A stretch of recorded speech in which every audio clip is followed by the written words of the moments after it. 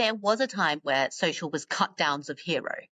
Yeah. We'll do a cut. And then Can you've we got your please stop poor doing that? editors. Yeah, I know, please.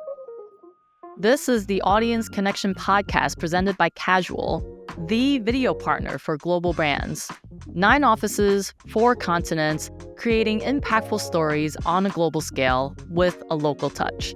I'm your host, Lydia Chan. In this episode of the Audience Connection podcast, I'm joined by Amy Goodman, VP of Creative Content Development at TeamPeople. Amy brings a depth of experience in managing global creative teams and delivering successful cross-platform media campaigns. We had a wide-ranging conversation covering everything from how to bring more humanity into content to why we shouldn't think of social as just an add-on, but another way in for your audience to build brand trust. Amy also shares what makes a truly good brief and why she's on a lifelong mission to fix the bad ones, and why the real opportunity for AI is not in the output, but in making the briefing process better, smarter, and less painful for everyone, making the AI a nonpartisan moderator to help teams collaborate and stick to the brief. There's so much packed in this episode, you'll definitely walk away with some fresh perspective and some laughs as well. Let's jump right in.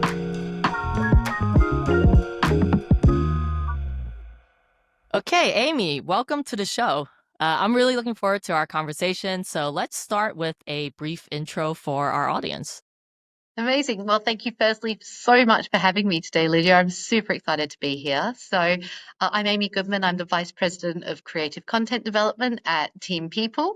I help oversee multiple kind of managed service accounts at some very large technology companies, and previously spent 14 years embedded into a large Fortune 500 technology company as kind of executive producer and global studio director. So spent a Awesome. lot of time making some cool content. Yeah. No, I mean, you have such a deep background in content production, and now you find yourself leading creative teams. What have you learned throughout that journey about audience connection? Like what it takes, what goes into it? How do we create meaningful content that really connects with the people we're trying to connect with?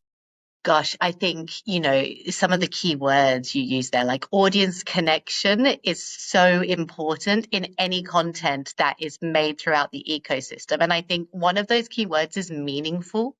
I think it's about finding those connection points for your audience and for what they care about and how that impacts them beyond whatever the message is that you're sharing. So, as a brief comes in, there's obviously really kind of a narrative or a message that the brief submitter is looking to actually provide. But how do you actually take that and how do you make the audience really kind of care about what that end message is and where can they find kind of similarities in whether that's kind of something that they care about personally, professionally, and how can you then really build on that connection to ensure that they're going to stop and they're going to take that messaging in and they're really going to understand what it is that goes beyond really what sometimes can be kind of a piece of quite short content or a longer form piece of content,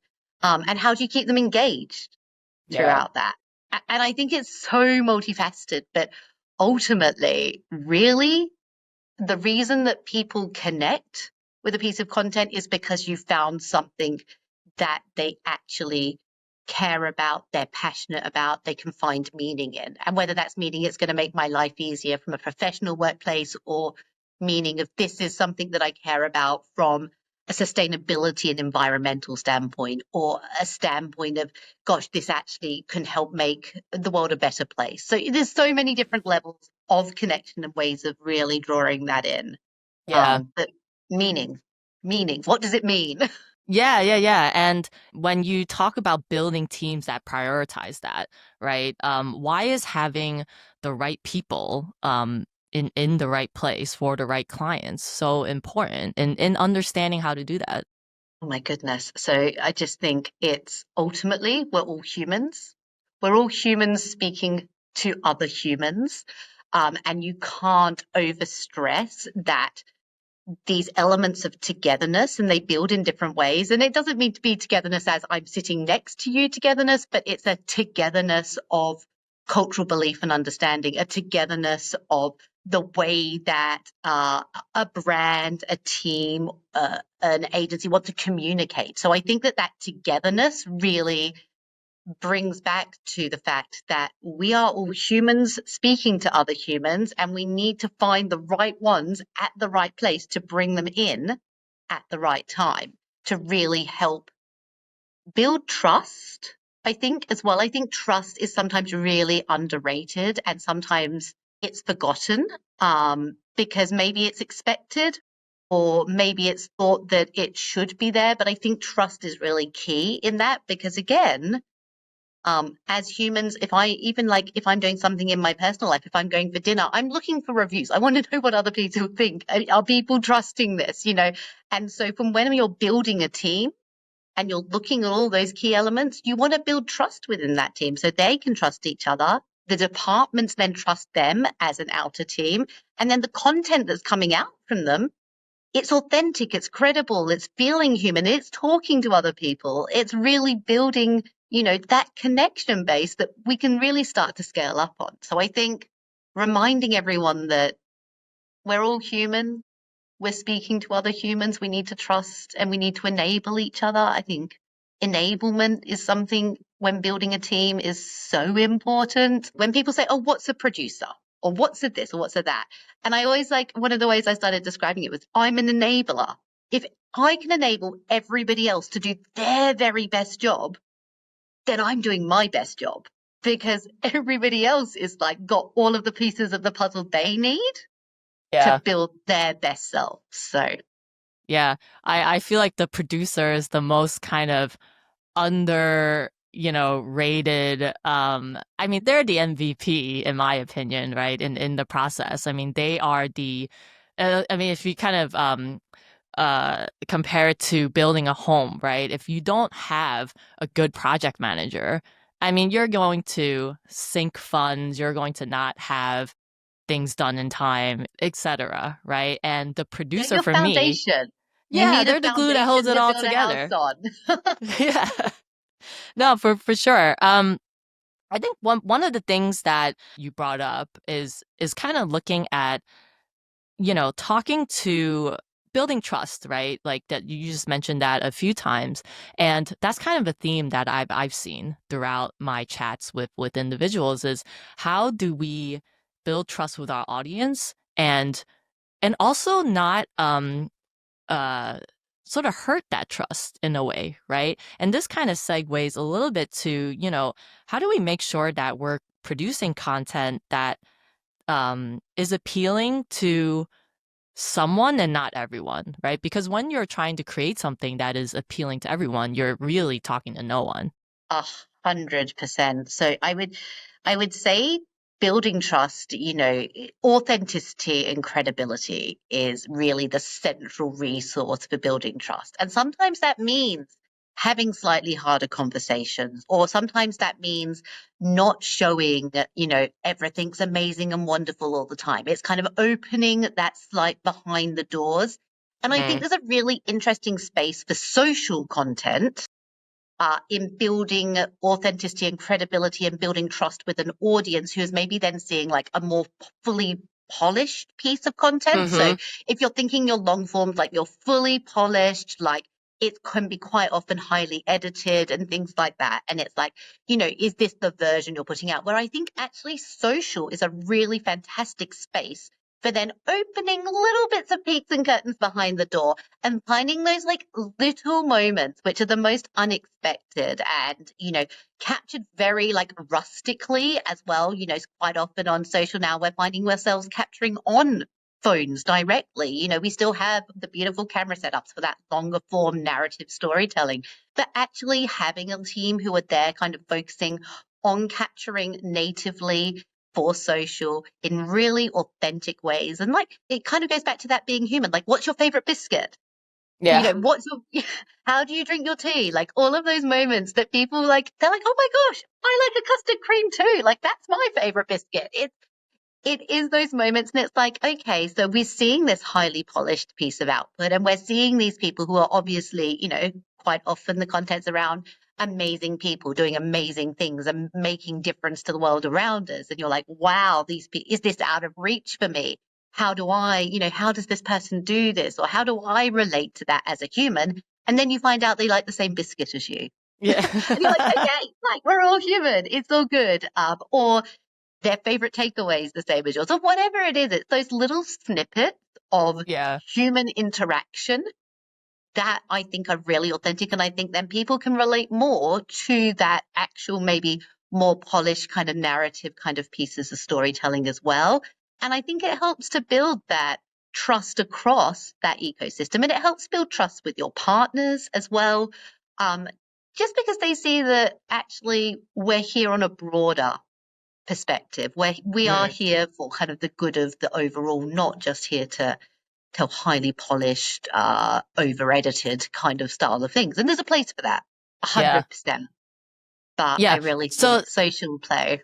yeah, so two things come up for me with that, right? So it's a bit of vulnerability in a way of a brand or of an organization, right? It's like you don't have to be buttoned up all the time. And social is a way to undo the tie a bit, right? And to kind of show just what makes the organization, and it's the people, right? And the other thing you just brought up, which I don't know if I've ever thought about it that way, and maybe I perhaps I'm misinterpreting, but having social as almost the brand awareness piece, right? Or like the gateway in versus the brand content as the funnel down, right? It's almost like funneling up. It's funneling up because you're going to build kind of brand preference, maybe not awareness, maybe it's brand preference, because you're Yeah. opening up that opportunity to see maybe these names that you see in media or you hear and you kind of around the news, but you're opening up as humans first. Mm, And then you can then lead that through to kind of, yeah, preference awareness. And then kind of by the time you get to that higher level piece, you know a little bit more and you trust a little bit or you understand a yeah. bit more. And maybe it's not that you didn't trust in the first, I'm not saying that, but it's maybe you understand a bit more about what are the mechanics that build that and the building blocks behind it. I was lucky enough a few years ago to work with a team of Team GB Olympians, and we were doing quite a highly polished piece at this time. And we were doing it, we had a separate social crew on this, and we did a series of fun events. And one of the things we did is we got a children's basketball hoop. We had 4 gold medal winning Olympians. We got a children's basketball hoop with a basketball, and we made them see how many not a hole in one, slam, like how many How many shots they could shots? get in. Yeah, how many shots they could, clearly not a basketball player, how Yeah, I was many like, it's shots they okay, could Amy. get in. You're not in the NBA. Not in the NBA. Yeah, How you're many in Brit. shots they could get in 30 seconds. And it was like this plastic, bright colored, like everything they're not. And do you know what?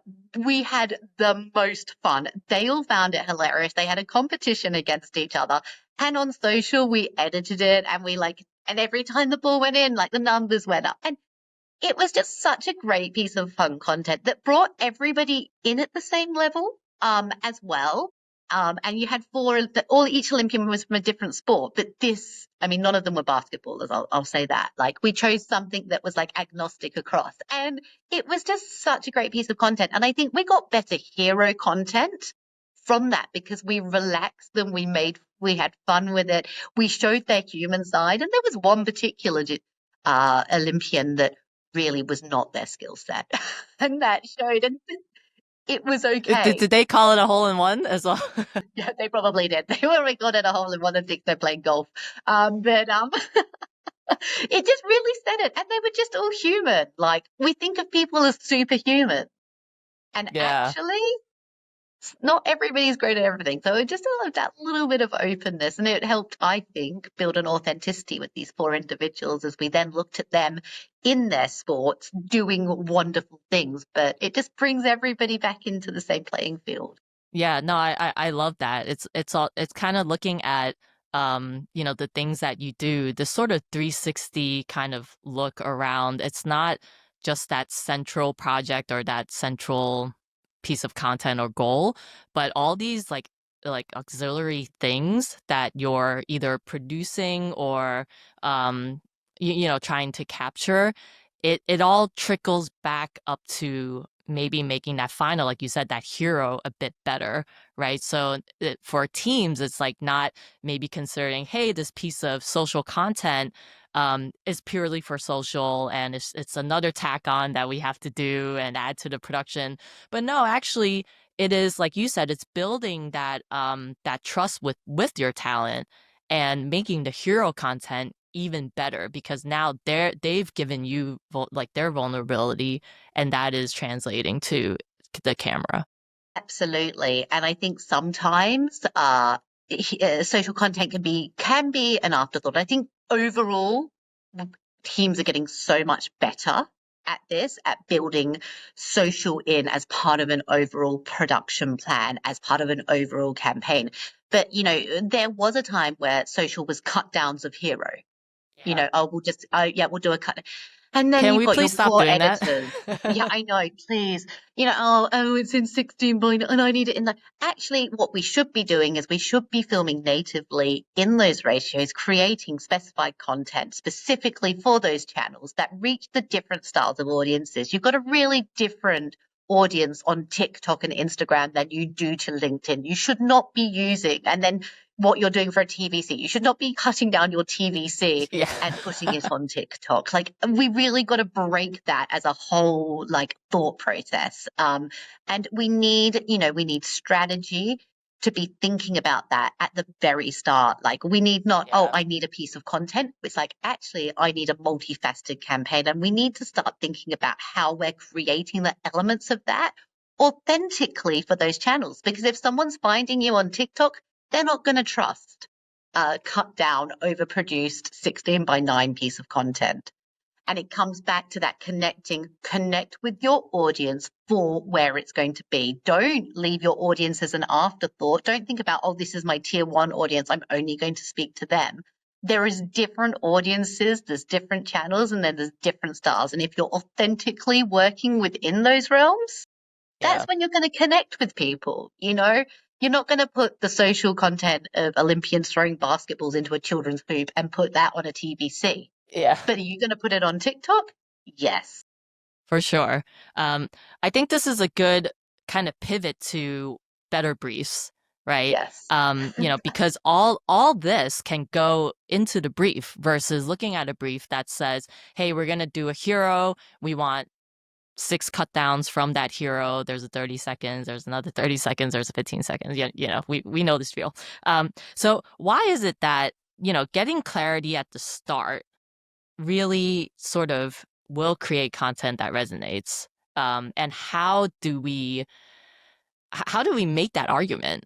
I feel like one of my life's missions is better briefs. Like, I feel like when I leave, one people go, Amy fought the fight for better briefs. And now I'll be okay with that.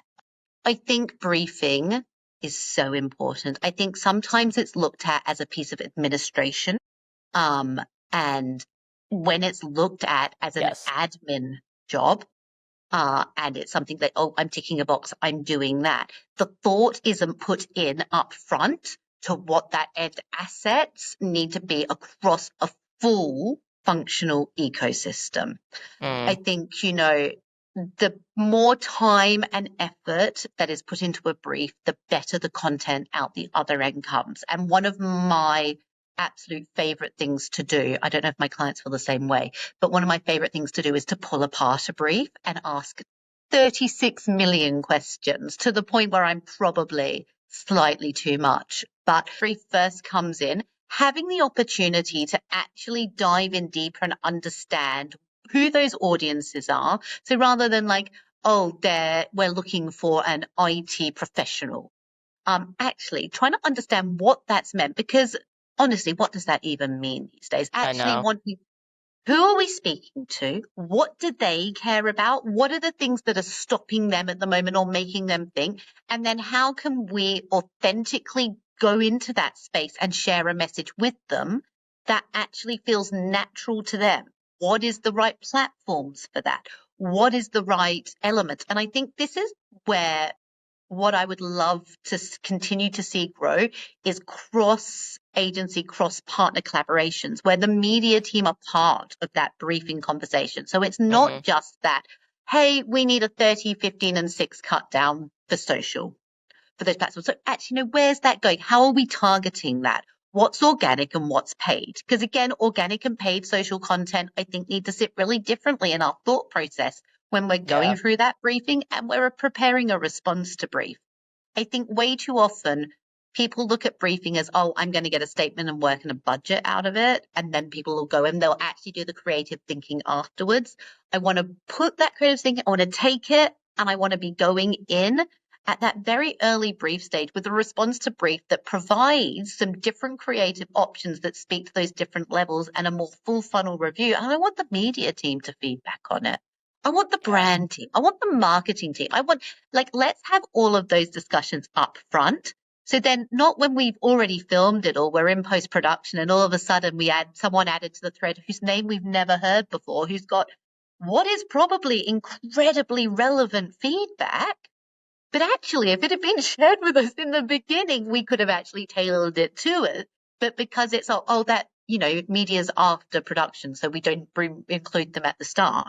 Actually, no, if we're bringing all of that as cross-functional teams in at that briefing process, we're targeting, we're talking, we're understanding, we're asking questions. What do you mean by IT professional? When you're saying you want cut downs, actually, what is it that audience is, what are they responding well to? At the moment, ASMR, on social, is kind of having this moment. So where is, especially with certain audiences, so if that's an audience, how can we build that in and how can we look at specified content that really talks to that as well? And I think that's why I am fighting the good fight for better briefs. I will be on that campaign trail as well. Yes. I love that, and I think calling it admin is just so on point, right? What it really is almost like the briefing process is the creative process on its own. You want to get all these parties involved in the room, brainstorming, talking, and just hashing it out. And then from there, that's where, the baby, which is the brief, kind of, Yes. comes The out. brief And baby. yeah, Yeah. the brief baby. And now because we've all going through this analogy, we've all taken part in this birthing process.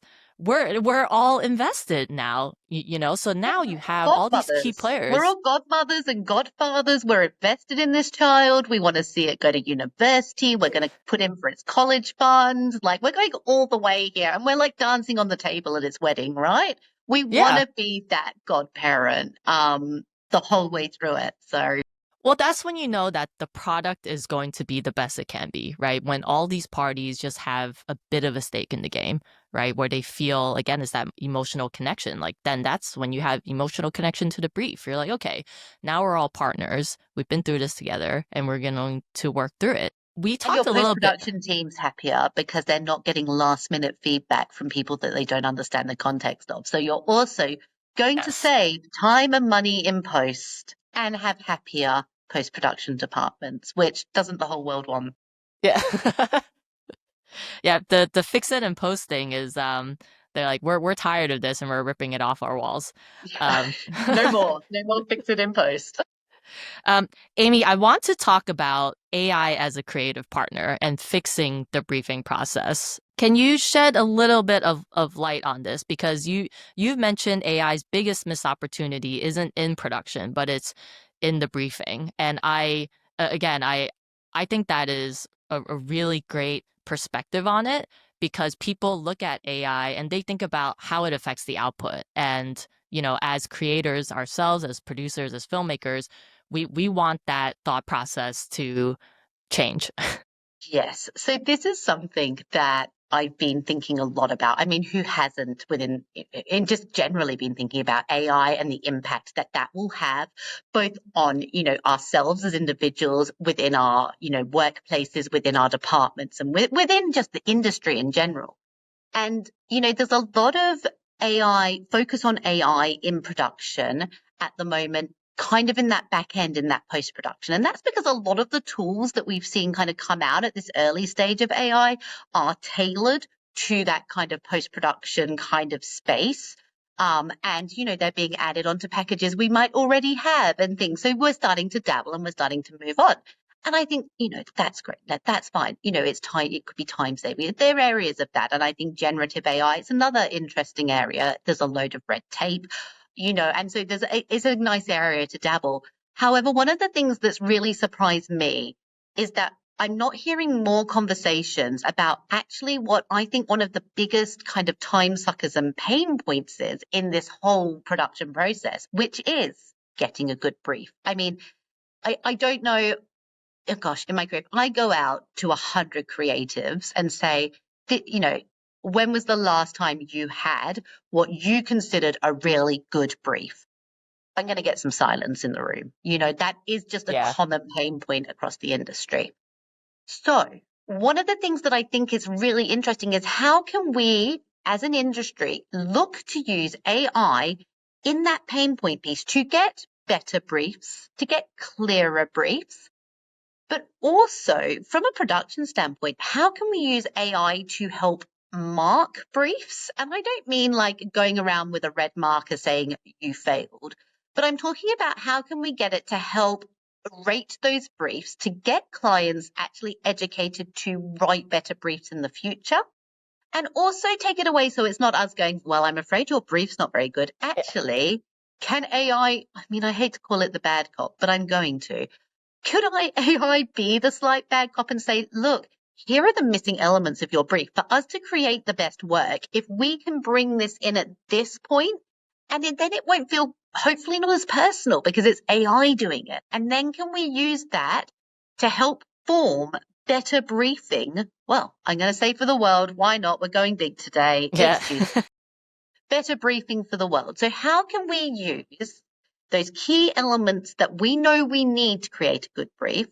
And we're not talking about AI then doing the creative, because no, creative is human. And I truly believe that AI is not going to be doing the creative instruction. I'm talking about more of the process and operational parts of taking, sometimes we've all received a brief that comes with a 200-page PowerPoint explaining their audience segmentation across 36 slides, which you slightly don't get out what the point, where am I meant to be going with this? How Yeah. can we use AI to help distill that, to bring those elements into the briefs, then give those defined AI suggested and helped briefs to our creatives, who are then the humans who are bringing the authentic and credible response to a much better brief, because we've actually used some of those processes and optimizations in what can be seen as a time suck.